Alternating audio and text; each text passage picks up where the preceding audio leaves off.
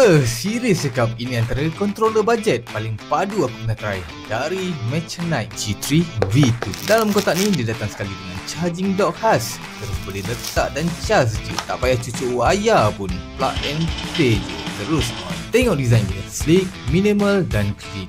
Memang nampak premium dia. Layout dia pula guna gaya Xbox, so memang selesa dan familiar bila pegang. Yang bestnya, ini multi-device support. Boleh connect pakai Bluetooth 2.4G wireless atau wired. Nak main dekat PC, phone, tab, semua boleh. Tengok ni, quad hall system.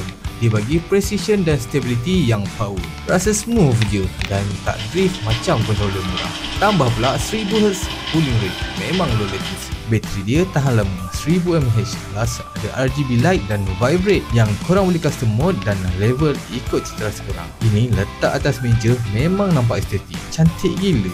Kalau korang gamers yang cari controller padu, versatile dan nampak smart, ini sangat aku recommend. Nak dapatkan? Check link yang aku sediakan. So, what's next?